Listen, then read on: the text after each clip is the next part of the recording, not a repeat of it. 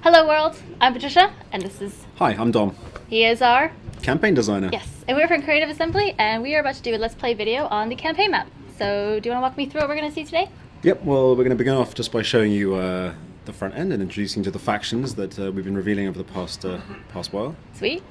I mean, this is the front end at the moment. May change a little before we release, but you get the idea. We have our factions, or our major faction groups up top here. In this case, we have Rome selected. You can see that we have the three families, the houses you can choose from. Cool. Now, each major faction, that is Carthage or Rome, or each faction group, Eastern Empires, Britannic tribes, Gallic tribes, successor kingdoms, and Germanic tribes, have a sort of a unifying faction trait. Now, in the case of the Romans, they get this little experience gain rate boost to their heavy infantry, and they get some food production bonus across their provinces. Everyone likes bread. Everyone likes bread, and circuses. Yeah. And then these remaining three traits are actually specific to whichever faction or family you pick. So in the case of these guys, the Cornelia, we have they're great administrators, obviously important statesmen within Roman politics, so you get a little tax bonus.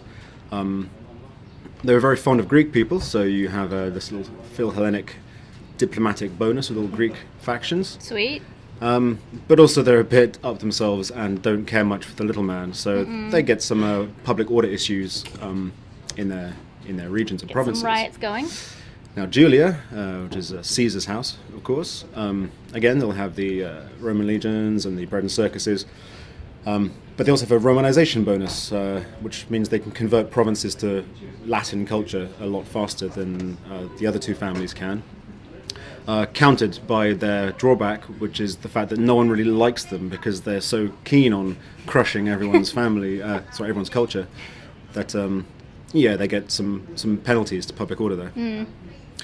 But they're also destroyers of barbarians. Obviously, Caesar was the guy who conquered Gaul. Thought we'd give them a little bit of a boost when conquering barbarian tribes, so that's their thing. Cool. Very cool. And then Junia, a family which was I believe one of the founders of the Republic, one of the people who ousted the king and started the Republic back in the day, was from this family.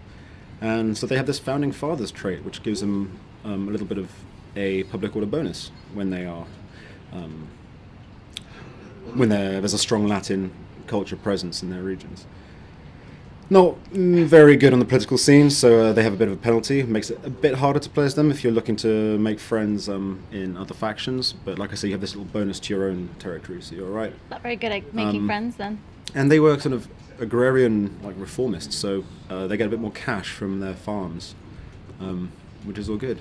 And yeah, I mean, you can see something similar with Carthage. We have the Hananids, the Magonids, the Barkids, and they all have similar things. So they'll have two traits that are common to them, and then the rest will sort of change. And now we have different victories as well, right? We do indeed. So everybody has a military, an economic, and a cultural. Yep. So That's here, pretty cool. Military, control X amount of settlements, maintain a number of units, research military technologies. In the case of the Carthaginians here, they have the additional fact they need to maintain naval units rather than just any old unit, because they were known as a naval power. So that's very important. And then the economic victory, trade relations, very important. You need to hold the resources. You need to be making a lot of money to win. Research civil technologies. So would you say some victories are harder to do than others?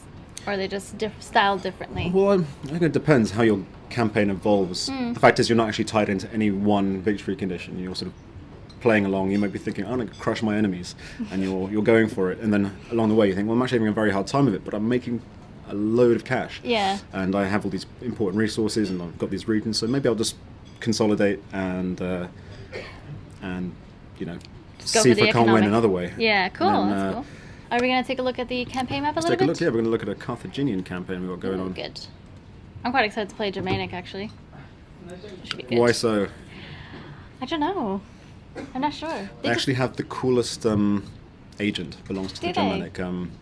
Their version of the dignitary is this staff bearer, kind of bit of a witch, really. And she has this Oh, cool. awesome cloak with like skulls and Yeah. feathers, and she's awesome. See, I really like their type of style. I don't know, it sounds a bit silly to pick a faction just from the style that they had, but I Well, no, like when them. when this dignitary agent went in, I basically looked at him like I would play this just so I could walk around with her, and here we are. We are get this control. We are looking at we're in Mauritania here. So we sort of started all the way down here. This is Carthage, our capital. Cool. We also had a Huge. colony here in Lilybaeum and Caralis, as well as a small colony all the way over in Kart Hadasht, which actually means Carthage as well, but we felt it might be confusing to have several cities with the same name. Yeah. Now you'll Love it. notice, or people out there, keen-eyed people will notice that, actually no, you won't notice because obviously we've been playing for a while here. But yeah, in the start pause, originally we gave this territory to Carthage, Oh, right. but we kind of adjusted it now. So rather than giving them the entire north of Africa, they're an interesting faction to start with because they're spread out. So here they have Carthage, they're here, and all the way over in Spain. It's a lot to manage in very different areas. You've got to really make sure you don't get overwhelmed by people. Run me through some of sort of the inner workings of a city, and maybe we can take a look at some of the politics, some of sort of the, behind the scenes things that may happen after a battle or before a battle. Well, what you're going to see here is we have an entire province, the province of Magna Graecia, which we've conquered both from the Romans and from the poor fellows of Syracuse. And by selecting one of the settlements here, you'll see we bring up the entire province panel. If we didn't own all the settlements, these would be sort of blocked out, and we need to get visual confirmation to be able to get sort of spy information on these places, see what's cool. inside them. But as you can see, we've got a lot going on here, and we are currently running an edict. This is the Stimulate Trade Edict, which gives a considerable boost to all your income from markets and trade ports.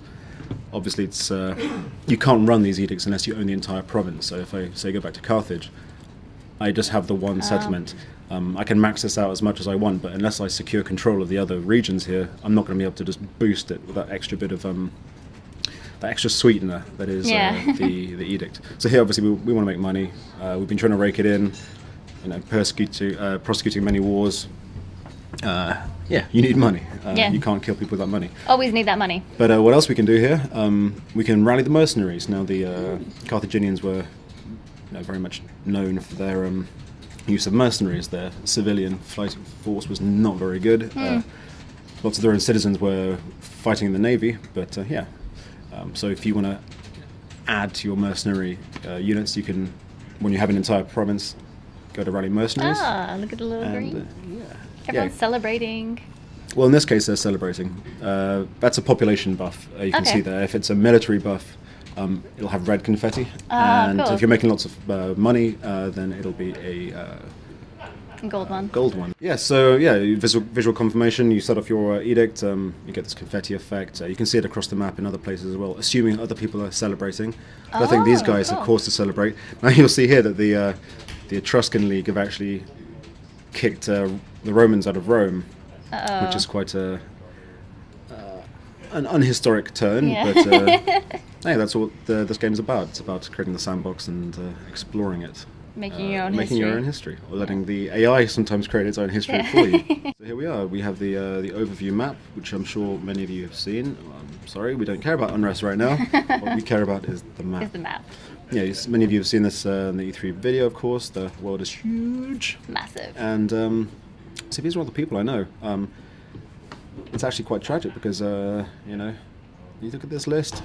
Wow. See that Rome has been destroyed. Now there's lots of other people for us to kill, so it's not such a big deal. But look at all those people. Yeah. So we've done a bit of exploring. We've seen some ships around. You can see that we've got trade relations going on, and by trading with people further afield, you reveal more and more. As in Shogun 2, you have to encounter a faction before you can actually deal with them. Yeah. And you've made some enemies as well. Well, of course, not everyone is going to be on good terms. Like here, the Seleucids, for example, they have not much of a reason to like me. No. I'm dealing with their enemy. Sorry. You can see I've dealt with them in the past, so they have some goodwill. But when combined with the fact that I'm basically trading and being all pally with some of their worst enemies, Yeah. it doesn't add up very well. Are you going to try to rectify that, or are you just going to... Well, they're a bit far away for the moment. I'm sort of concentrating on this area here. Not a problem. The minute I start moving across, or if they survive and make their way across and start conquering, when we encounter each other, chances are it's going to start off very badly. Cool. And yeah, and this is someone who is, on good terms with me. We have the Celtiqui, or however you want to pronounce that. Cool. Well, thank you so much, Dom, for taking me through this, and I guess see you guys around. I'll see you soon. Thank you for watching.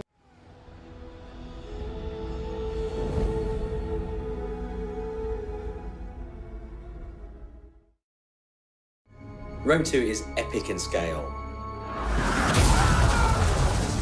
It's a world-spanning, world-conquering game.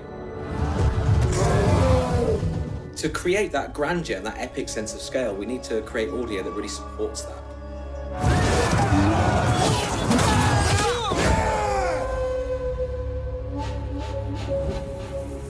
So the prologue in Rome 2 is a kind of contained, narrative-driven mini-campaign that leads the player into the full campaign game.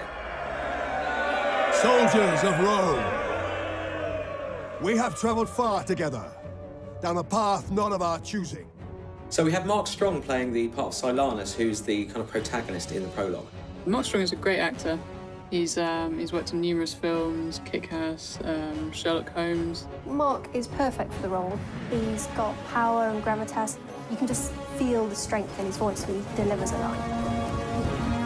Fate and the cruelty of man compelled each of us to draw our weapons, stand back to back, and defend our lands against the common foe. He kind of starts off as a mid-rank Roman commander, and then as the prologue progresses, he sort of rises up in rank to eventually become a proconsul. He's a very accomplished military commander, the kind of guy you would follow into battle.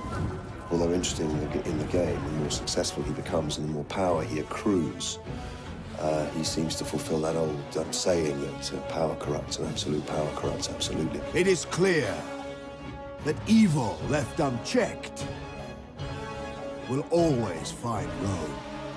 It's very important you understand the character you're playing in order to give the game some life. We shall forge our destiny together! If you're trying to find a way to give him gravitas and make him believable, you've got to make the lines sound like somebody who you would follow into battle. We did not seek this war. It is our homes at birth. So I've given him a kind of gravelly strength. He definitely draws the player into the game right from the start. He sort of builds up his character really well, and just kind of the weight and command in his voice works really well. My work this morning, there's been a lot of rallying call to battle, so as far as I'm concerned, Romans spend most of their time fighting, it seems to me. For Rome!